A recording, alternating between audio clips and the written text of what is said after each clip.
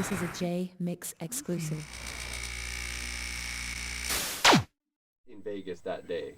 Well, just like today, 2007, the artists that carry along with them extra security, if you want to call it that, would be their friends, people from the neighborhood, or just a posse of people.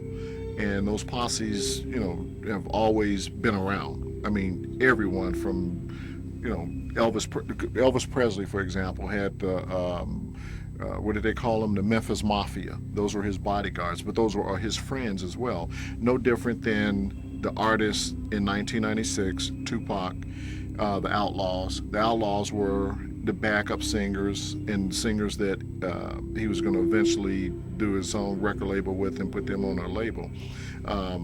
They were his backup singers, or they were his singers and his friends that were on a lot of the songs that he was doing at that time. Did they act as security?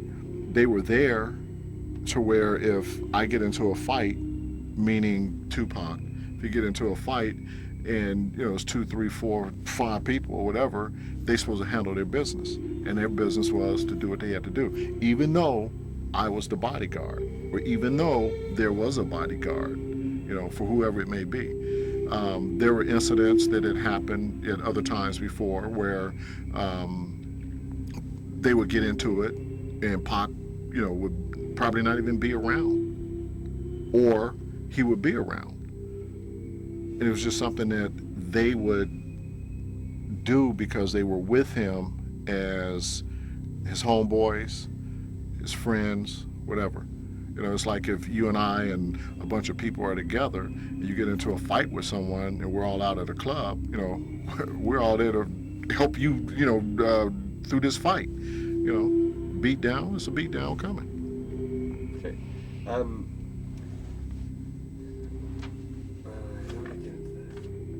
I want to keep going. It'd be good to sort of keep going with the storyline, and then we'll come back, because there's all sorts of little bitty questions, but usually when I just let you go, you tend to nail off more than if we stop and do one at a time. So if you could just pick up the story with after the Tyson fight, and you're backstage, and now Suge doesn't want to hang around for Tyson, you guys head back. What happens? Just walk me through what happened for the next little while. After the Seldom fight, Suge wanted to go ahead and leave, and Pac was ready to go, obviously, as well. So we walk out of the back area. Mike Tyson never came in the back, so we never met up with Mike. We ended up leaving. As we left out of the fight arena area, as we got out into the casino area again, the rest of our entourage was out there waiting on us. As we walked up to greet them, which would have been, all of Death Row entourage, along with 2pac's entourage, which would have been the Outlaws and whomever else. One of Suge's guys, his name is Trevon, came over and whispered in 2pac's right ear, because I was standing on 2pac's left.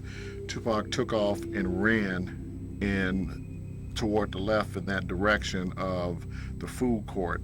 As I took off behind him and the rest of the entourage is behind me, Tupac comes to, at this time I didn't know who it was, now being Orlando Anderson, standing by this planter, just like waiting.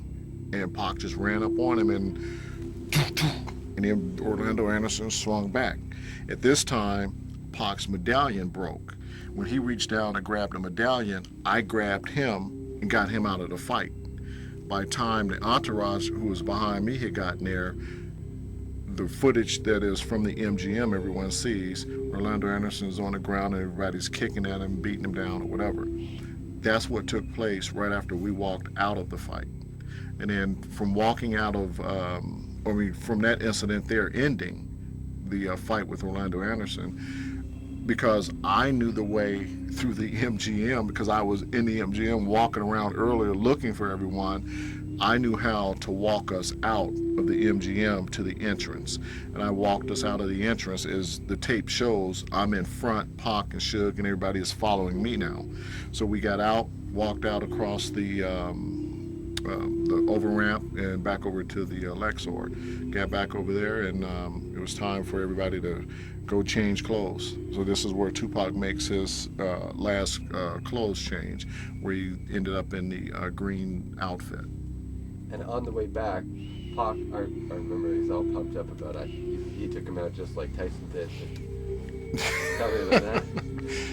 Well, ironically, Tupac gets into a fight right after the Mike Tyson fight, and he was, bragging like he always did. Did you see that? Did you see that? I knocked it down in 50 blows, boom, boom, boom, boom, just like Mike did.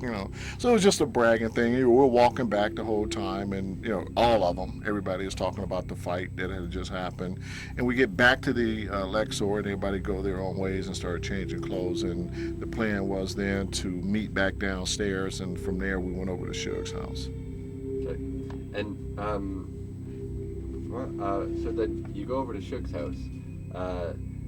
Tell me sort of Kidada and Jamala, who were at the hotel. They didn't come along, right? Like they didn't come. Did you ever see them? Well, what had happened once the fight happened at the MGM, not the Mike Tyson Bruce Seldon fight, after the incident that happened with Tupac, when we got back over to the Lexor, Pac went and changed clothes.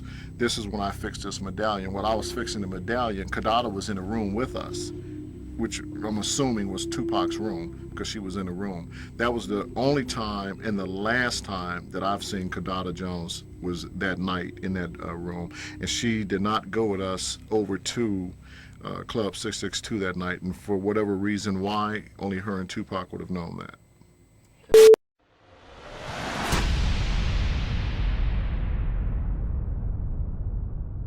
This is a Jmix exclusive.